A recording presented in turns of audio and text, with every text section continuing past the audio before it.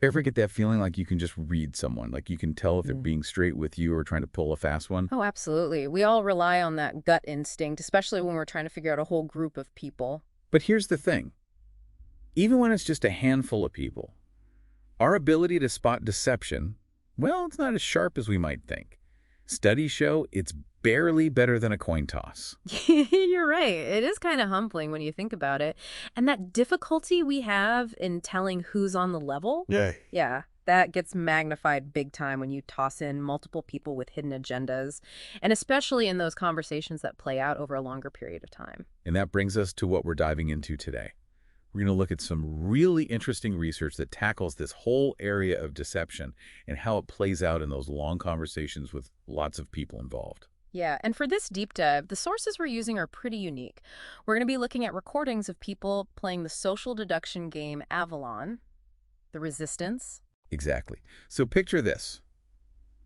A real-life mystery unfolds, Yeah. and everyone has secret roles, hidden motives, the whole shebang. Right. And what we're going to do today, what we're on a mission to uncover together, is to see just how well current AI, those large language models we hear so much about, can actually make sense of this kind of complex human interaction. We're talking about secret identities, strategic lying, good old-fashioned persuasion, all those social tactics people use. Yeah, it's a really insightful way to look at what AI can do right now, Hmm. but more importantly, where it might be falling short in truly understanding those subtle little cues in human communication. Definitely. Now, you might be asking yourself, why Avalon? What makes that game so special for this? And it turns out it's like the perfect test ground for this kind of research. You got hidden teams, good guys versus the bad guys, and the whole game revolves around talking, voting, and this constant push and pull of building trust or sometimes, intentionally sowing a little doubt. And that whole long horizon thing you mentioned is really important because the game unfolds over multiple rounds. So those little clues, those hints about who might be who, might not even pop up until way later in the game. This isn't some quick interaction. These conversations can go on for a while. Exactly. And to get into the specifics, in the games these researchers looked at, you had 6 players. On the side of good, there's Merlin, who knows who all the baddies are. Right. You have Percival, who has this partial knowledge they know, who might be Merlin and Morgana, but can't quite tell them apart. And then you've got 2 loyal servants, just regular good guys with no special information. Got it. And on the evil side, we've got Morgana, who can disguise herself as Merlin to Percival, which adds this whole other layer of trickery. And then there's the assassin, whose goal is to, well, take out Merlin. Exactly. And the way you win is pretty straightforward. The good team wins if they manage to pull off 3 out of 5 quests. But even then, there's a twist. If the assassin can correctly guess who Merlin is at the end, the bad guys still win. On the flip side, evil wins automatically if they manage to sabotage 3 quests. Oh, wow. So there's a lot of pressure, a lot at stake. Everyone is walking this tightrope of trying to figure out who to trust while potentially throwing others off their scent. It's a high-stakes social dance. Right, it's a complex dance. And these researchers didn't just sit back and passively watch these games. They recorded and documented everything. 20 games in total, with 30 different players getting in on the action. Wow, that's a lot of data. Yeah, it resulted in a massive data set of 2,384 separate dialogue exchanges. So you can imagine the sheer volume of information they were working with. And it wasn't just about capturing the words themselves. They went through and carefully annotated all these conversations, pinpointing moments of persuasion, instances of deception, trying to track what each player seemed to believe about everyone else's roles as the game went on. And of course, keeping track of all the nitty-gritty details of the game itself, who voted for whom, which quests succeeded, which ones failed. Yeah, so they have this incredibly detailed record of how these humans deceive, deduce, and make decisions in this specific setting. Right. And remember, we're talking about games that lasted, on average, over an hour. Yeah. So there's this huge element of long-term interaction that we're really interested in exploring. That's right. It's not just about the immediate back and forth. It's about understanding how those interactions build up over time. Absolutely. So now let's get to the heart of the matter. Why are these kinds of dialogues so difficult for AI? For those large language models we're all hearing so much about. All right, let's break it down. First off, you've got a whole bunch of people chiming in. It's not a simple one-on-one conversation. You've got 6 different people talking, strategizing, potentially contradicting each other. The LLMs have to keep track of all of that simultaneously. Exactly. And it's not just about the words themselves. The player's reasoning is intertwined with how the game is actually playing out. Someone's argument about why someone should or shouldn't be included in a quest, well, that's going to hinge on who suggested the team, how everyone voted on it, and whether past quests have been successful or not. You're right. It's all connected. And this means the LLM has to be able to ground its understanding in both the language being used and the constantly changing state of the game. It can't just focus on one or the other. Right. And then on top of all that, you've got the intentional deception and attempts at persuasion. Players might not be saying what they truly believe, and they might be actively trying to manipulate others. Yeah, that's right. And for an AI that's often trained on more straightforward, factual text, that adds a whole other level of difficulty. Figuring out those subtle signs of deception that only become apparent over multiple rounds, piecing together inconsistencies in someone's story throughout the entire game, that takes a deep understanding of how time and strategy play a role in communication. And that's something current LLMs still struggle with, especially in those long horizon games where crucial tells might not surface right away. It really pushes their limits. It does. So let's talk about how the researchers actually put these LMs to the test using this Avalon data. How did they go about it? All right, well, they took a few of the most advanced LLMs available, GPT-4, GPT 3.5, Turbo, Llama 213B, even some versions of these models that had been specifically trained for this type of task. And the main challenge they gave these LLMs was to try and predict the role of each player in the game. Yeah. Good, evil, or Merlin. Simple enough on the surface, but as we've been discussing, there's a lot going on beneath the surface. Oh, yeah, for sure. And they didn't just feed the LLMs the raw conversation transcripts. They experimented by giving the AI different types of information, what they called modalities. Right. Sometimes the AI only got to see the text of the conversations. Other times, it only saw the structured data about the game state, things like voting records and quest outcomes. And then, of course, they tested what would happen when the LLMs had access to both the chat logs and the game state information. It's a smart approach. By varying the type of information they gave the AI, the researchers could figure out which pieces of information were most helpful for making those predictions. And I remember they also presented the game's context in different ways, right? Exactly. They used two main approaches. One was round-based context. So in this scenario, the LLM would see the current round's discussion plus this belief state that was carried over from the previous round. This belief state basically reflected the AI's predictions from the round before about who was who. So the AI was trying to update its understanding of each player's identity as the game moved along. I see. That's kind of like how we might gradually form opinions about others as we get to know them better over time. Precisely. And the other approach was full context, where the LLM had access to the entire game history up to that point, all the chats from the very beginning and all the game state information, like giving the AI a complete record to analyze all at once. Fascinating.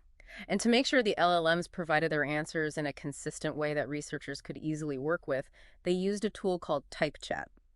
Basically, they gave each AI a structured format, a JSON format, where they had to explicitly state their predictions for each player's role. Yeah, that's a good move. It helps avoid those sometimes rambling responses LLMs can generate. It makes sure we're comparing apples to apples when we look at how these different AIs made their predictions. So what were some of the key findings? After all these different tests, what did the researchers learn about how well these LLMs performed? Well, the big takeaway, and this might not come as a huge surprise, is that none of the LLMs consistently performed at the same level of accuracy as the human players. Okay, so we still have the edge when it comes to game night. At least for now.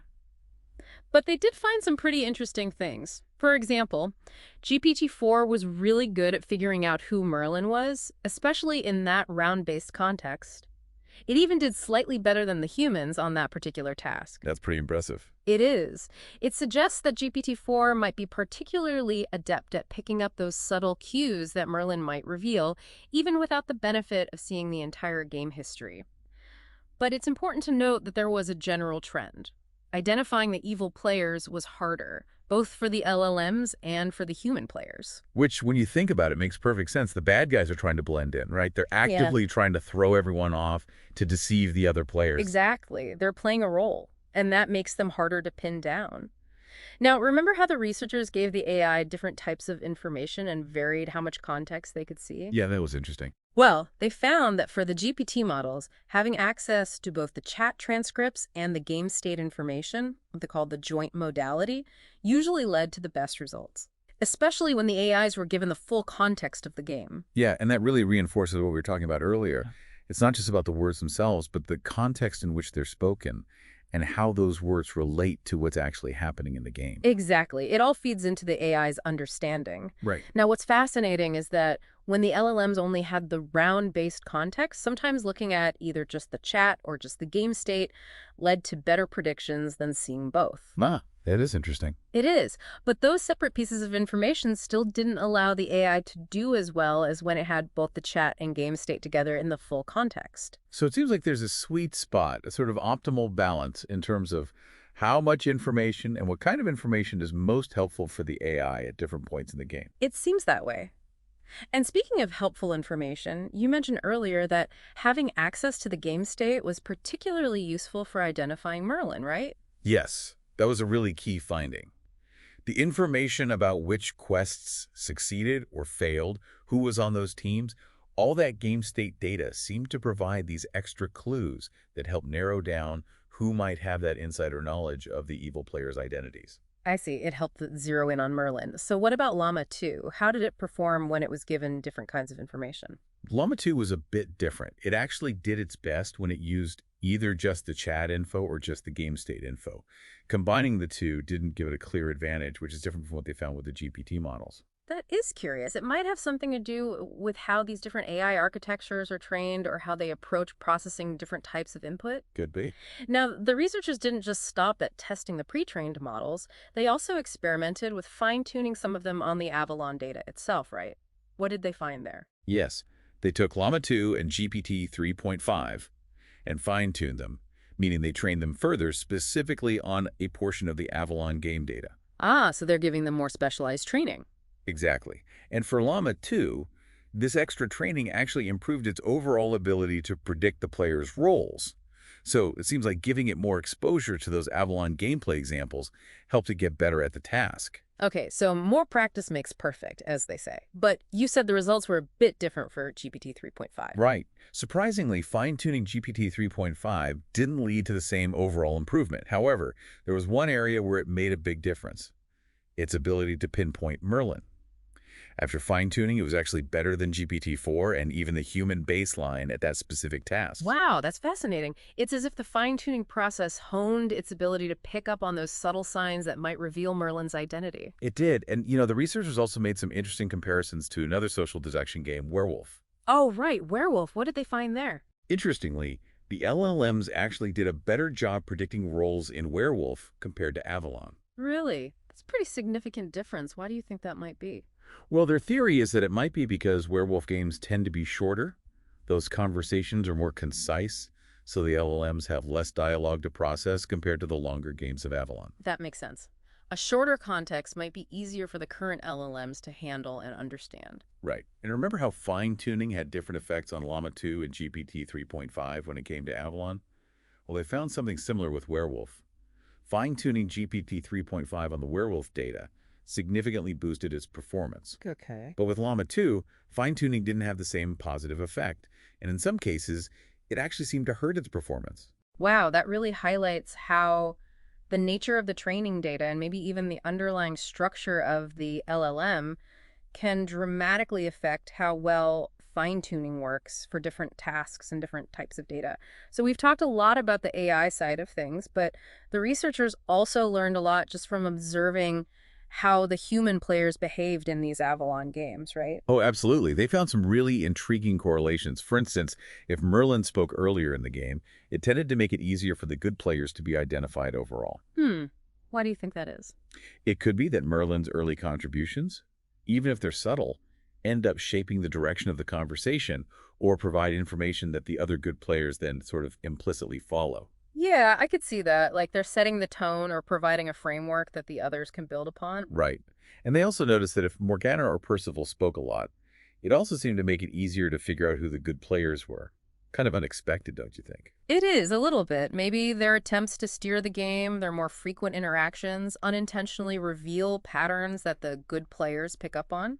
Or maybe it forces those good players to speak up more in response, making them stand out a bit more. Yeah, that's an interesting thought. And here's a really fascinating one. Evil players who lied more frequently were actually better at correctly identifying Merlin. Oh, that's sneaky. So they're using their own deception to try and see through Merlin's deception. It seems that way. It suggests that by actively engaging in deception themselves, they might become more attuned to recognizing when Merlin is trying to pull the wool over their eyes, and in doing so, Merlin might unintentionally give himself away. That's a clever tactic, though it does seem pretty risky. It's like they're using their own playbook to try and read Merlin's moves. And there was one more interesting observation, right, about Percival's role. Yes. How much Percival spoke actually had a statistically significant impact on whether the evil team ultimately won the game. Huh. That's intriguing. Maybe because Percival has this partial knowledge, their level of engagement in the conversations ends up being a crucial factor in how the game plays out and which side ultimately comes out on top. Yeah, it could be that their contributions, or lack thereof, have a ripple effect on the dynamics of the group. It's fascinating how even seemingly small details can have a big impact on these social interactions. So after going through all this research, what's the main thing that stands out to you about how well these LLMs can handle these complex social deduction scenarios? Well, for me, the key takeaway is that while LLMs have made some amazing progress in understanding and even generating human language, there's still a long way to go before they can truly grasp the subtleties of human interaction, especially when deception, hidden roles, and long-term strategy come into play. I agree. They haven't quite reached the point where they can consistently decipher that intricate dance of trust and deception that unfolds in a game like Avalon, not at the same level as us humans. And it really makes you appreciate just how complex human communication is, right? These games, they're not just about exchanging information. They require these intricate layers of social intelligence, emotional awareness, and strategic thinking that go beyond simple information retrieval, or even just having a basic conversation. Absolutely. And I think this research provides a valuable benchmark, a way for us to see where AI currently stands and to guide its future development. It shows us that there's so much more to truly understanding human language than just processing the words on the page. Right. So to wrap things up, here's a question for you to ponder. What does all of this research tell us about the nature of trust, deception, and understanding in our own human interactions? And what are the implications as we continue to develop increasingly sophisticated AI systems that aim to work with or even understand human societies? It's a big question. It is. Are you surprised that detecting deception, especially over longer conversations, is still such a challenge for AI, even when it has access to all that data? Think about situations in your own life where understanding someone's long-term goals and being able to spot hidden motives is crucial. It really makes you appreciate the social intelligence we often take for granted. It does. And for any researchers out there who are as intrigued by all this as we are, the team behind this research has actually made their entire data set and the platform they use publicly available. It's an incredible opportunity to dig deeper into this fascinating area and push the boundaries of AI and natural language understanding in these complex social settings. So if you're up for the challenge, dive in. Definitely. There's a lot more to explore. Absolutely. And as always, thanks for joining us on this deep dive. You're welcome. It's been a pleasure.